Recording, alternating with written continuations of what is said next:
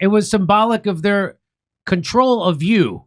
That's what it is. It was symbolic of how they can humiliate you with impunity and you will never do anything. That's what the symbolism there was. It definitely was symbolic, and it was symbolic of who is the boss. And the boss is Israel over you.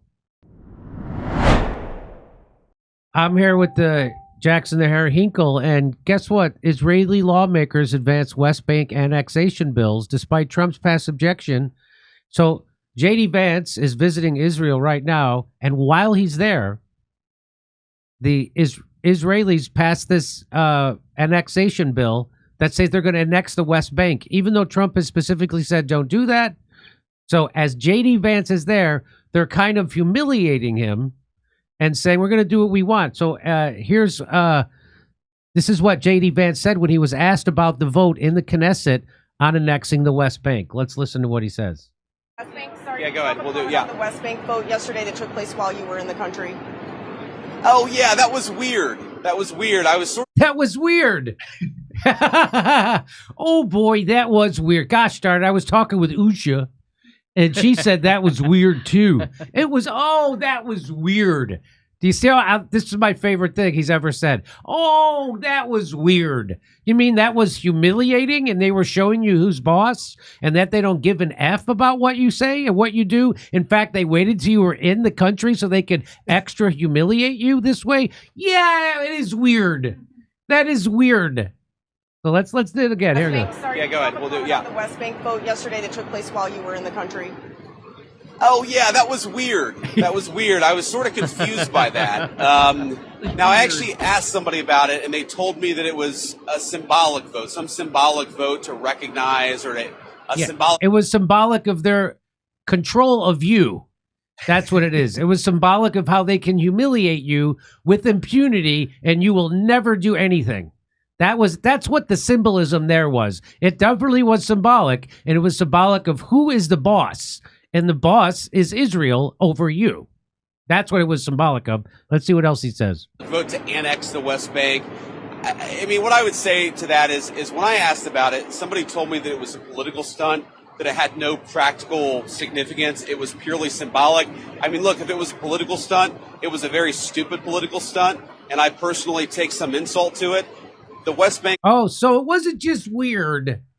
It was, you know what it was. It was an insult to you personally to try to humiliate you and let you know who's boss. So at first he was like, it's just weird. Now it's like, I'm actually insulted by this. It's weird that you'd be insulted by something weird. Okay, here we go. Is not going to be annexed by Israel. The policy of the Trump administration is that the West Bank will not be annexed by Israel. That will continue to be our policy. And if people want to take symbolic votes, they can do that. But we certainly weren't happy about it. Thank you. Now, let me ask you, Jackson, there's more to this segment, but I want to just quickly ask you, why do you think Trump has decided that the West Bank is his red line?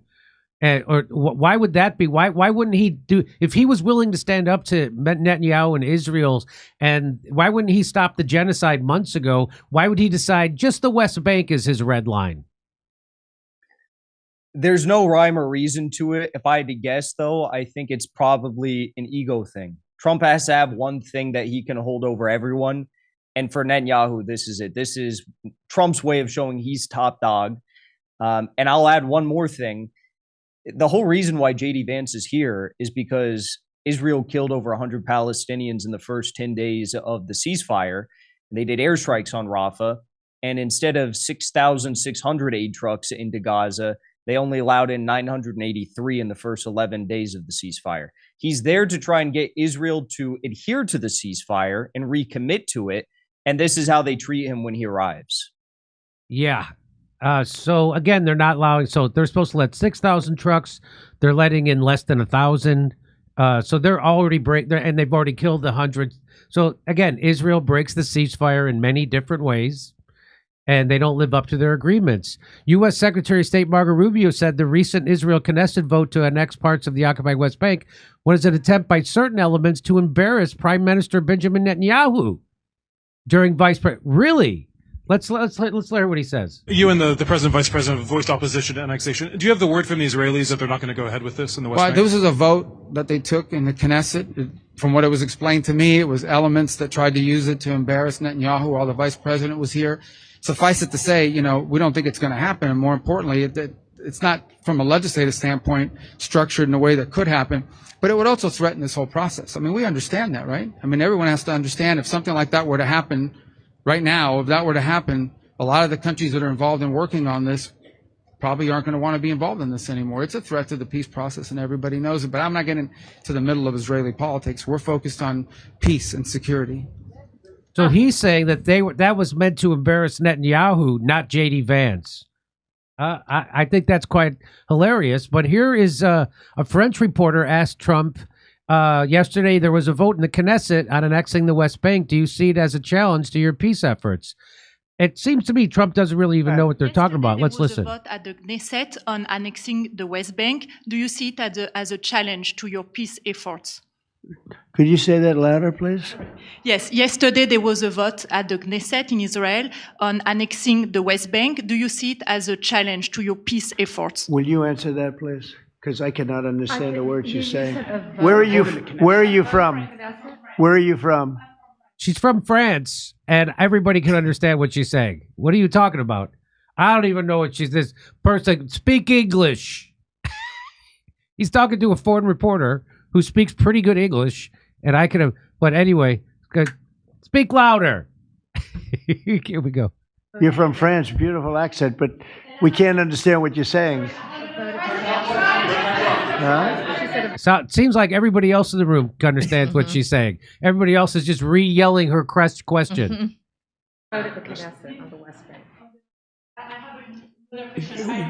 The West Bank is. Don't worry about the West Bank. Israel's not going to do anything with the West Bank. Okay? Don't worry about it. Is that your question? They're not going to do anything with the West Bank. Don't worry about it. Israel's doing very well. They're not going to do anything with it. Okay, so that's from the same guy who said he's going to end the Ukraine war in 24 hours.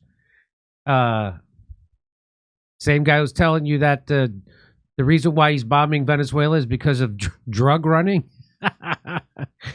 So here's Netanyahu's response. You ready for this? הנשיא טראמפ אמר מוקדם יותר בראיון לטיים, ישראל לא תספח את הגדה המערבית, כי אני נתתי את מילתי למדינות ערב. והוא אמר לי, אם נעשה את זה, נאבד את התמיכה האמריקאית. האם האמריקאים מכתיבים...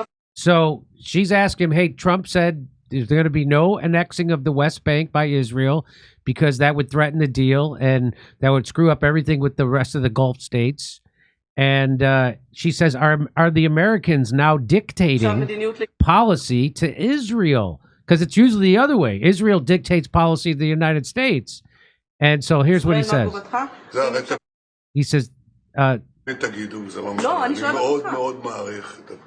says, I deeply appreciate Donald Trump's support in these wartime actions.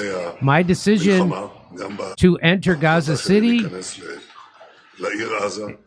is an effort to rally the Arab world to rescue and free our hostages through our military pressure and his diplomatic pressure. And yes, we brought back 20 living hostages, something no one thought would happen. And now his position we are taking, including Marco Rubio, said earlier with Vice President Vance that advanced his goals,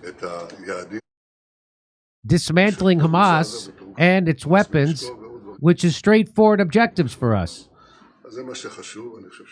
So what that matters, I think there is something significant in the cooperation between partners, which I believe is a tremendous blessing for the state of Israel. We are an independent nation. So he says, hey, we're an independent nation. We're going to do what we want. So let me just in, Netanyahu overrides Trump and says the U.S. can't stop Israel annexing the West Bank. It doesn't matter. We're an independent nation. So let me just one this. Today, Finance Minister Smotrich participated in a conference of the Israeli right-wing newspaper Makor Rishon, where he referred to yesterday's vote in the Knesset calling for the application of Israel's sovereignty over the occupied West Bank, which drew condemnation from U.S. Vice President JD Vance. Smotrich said there would be the Israeli annexation, despite the opposition of U.S. President Donald Trump. So he says, let me start again. As far as it is up to me, he says, by the end of this term, we will have sovereignty. Hang on. We will have sovereignty will be applied in Judea. Wow, he speaks fast. In Judea, sovereignty will be applied in Judea and Samaria, because this is the only way to kill the existential danger called the Palestinian state. So there will never be a two-state solution. That's what they're saying, because a Palestinian state is an existential danger to perpetuate the belonging of these parts of the homeland to the state of Israel, and mainly to base the alliances and peace agreements on truth and not on lies. I say to them, Trump and Rubio, with a lot of respect, appreciation, and a lot of gratitude for their support, for the backing, for the wonderful things that they have done and are doing and will continue to do. American recognition is not a condition for the application of sovereignty. So what he's saying is, we don't need the United States to do this. We're going to do it. And by the way, how many years did it take us from the Golan Heights law to Trump's recognition in the previous term? Friends know how to manage disputes.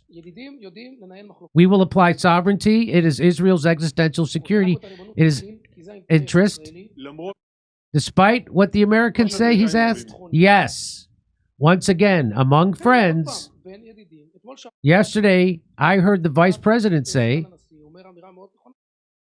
oh man, this goes fast. A very correct statement. We are partners. We are not a protectorate of the United States. Oh my God, are they? We have common interests, common values, a common path, many things to do together. We are not subject to the directives of the Americans, and I'm not frightened that will apply sovereignty in Judea and Samaria, and the Americans won't recognize it. I say again, American recognition is not a condition for the application of sovereignty. It's good if it happens. It's good if that happens right away, and if it happens in a few years. Again, it's probably going to take less time than the annexation of the Golan Heights to the American, of the Israeli annexation of the Golan Heights. And the same thing will happen in Judea and Samaria, not on that condition. Then they'll have to get used to it. You say that? They'll have to get used to it? I'm not saying this cynically. So he's saying, we're going to do what we want to do, and the Americans, it doesn't matter what they say, because we're friends. Doesn't matter. We're friends, but we're going to do whatever we want. And we're not a vassal state of the United States. We're not a protectorate. They goddamn well are. And that's the only leverage Trump has, is he can pull the plug on the Israeli project right now if he wants. So that'd be great to see. It's not going to happen. And I think this guy's right. What do you say, Jackson? Well, if they're claiming they're an independent nation, Netanyahu's saying it doesn't matter what Trump says, we're an independent nation, then they should give us back the $30 billion that we've sent them, probably much more than that, since October 7, 2023. They should bring back all of the Israeli spies that are in the United States acting as diplomats who are spying on our politicians. They should bring them back to Israel. And the list goes on. Not expect any military support from us, not expect joint strikes on Israeli targets. And there's also one bit of this story. Did you see the tweet that Netanyahu put out yesterday? No. He put out a tweet. We went through like all the cycles of Zionist cope and their Hasbara AI talking points, their Ben Shapiro talking points. Initially, Vance said that this was weird and he was confused. Then he said that it was a stunt. If it was a stunt, then, I mean, or if it was symbolic, why? That's still not a good thing. They're symbolically flipping you off in that case, which is also not good. And then he said it was a stunt. And Netanyahu came out and said this was a stunt by the opposition in Israel. He put out a tweet saying as much. He said that the bill was sponsored by opposition. But the person who introduced it was a member of his own government. Smotrich and Gavir both supported it. The majority of people who voted for it in the Knesset were part of Netanyahu's coalition. So he was trying to make it seem like this was an opposition stunt, but it was actually crafted by his party, supported by his government. And he actually got community noted on the Post because one of his own party members introduced the bill. It was crazy. Oh, I wish I would have known about that. I would have included it in this in my slides. Well, here is Representative Ana Paulina Luna, and she says to Netanyahu via tweet, "We are an independent nation. If you ask for our help, expect to be held responsible for upholding a very well-negotiated peace deal. President Trump has made it clear, if you want American support, you must respect the terms and conditions that come with it." So we'll see. What do you see happening? I see Israel taking over the West Bank and Trump doing nothing about it. What do you say? I think that's probably a pretty fair characterization of what's going to happen. I will say, though, this is interesting from Rep. Ana Paulina Luna, because 1 year ago, a few months ago, she was on the floor of the Congress giving standing ovations to Benjamin Netanyahu and took a photo with him and posted it on Twitter, celebrating his lecture to the United States Congress. And now she's out here basically doing what Trump is doing, but I think with more ferocity. She's threatening Israel that they need to act like a partner rather than a someone controlling a puppet. And she also just had Kirill Dmitriev, who is the chair of the Russian Sovereign Wealth Fund in the United States for negotiations about Russia. So I like what she's saying. I think she's on the right track. I agree. If you want to hear my jokes about this situation, come see me in Sydney, Australia, Brisbane, and Melbourne. Shows just added. We'll see you in Burbank at Flappers the day after Thanksgiving. Everybody's off on that day, so come to a show. And we'll see you in Pottstown December 6th. Waikiki, January 11th. Go to jimmydore.com for a link for tickets. Hey, Wall Street insiders are making a bold prediction. They believe gold could hit $7,000 an ounce before President Trump leaves office. And they're not guessing. Veteran investors, seasoned economists, and top money managers are watching the warning signs: runaway debt, reckless spending, and a dollar losing value fast. Here's what's really telling. Even central banks are now moving out of U.S. treasuries and loading up on gold. They see what's coming. They know paper money always collapses, but gold stands the test of time. That's why I trust Monetary Gold. They've been in business for over 25 years, accredited with the Better Business Bureau with an A+ rating, ranked top 5 in the nation on consumer affairs and retirement living, and their team brings over 100 years of combined experience helping Americans protect their wealth. Look, if you've been waiting for a sign, this is it. Don't wait for the dollar to fall even further. The only way to protect yourself from a collapsing dollar is with silver and gold. Call 800-476-7790 right now or visit jimmylovesgold.com before the next big move in gold happens. Performance may vary. Always consult your financial and tax professional before making an investment decision. Come see us in Australia. Second show's added in Melbourne, Sydney, and Brisbane. We'll see you in Burbank, California, the day after Thanksgiving. It's a Friday. And then Pottstown, Pennsylvania, December 6th. Plus, January 11th, we're going to be in Waikiki at the Blue Note. Tickets not available yet for them, but go to jimmydore.com for a link for all the other tickets.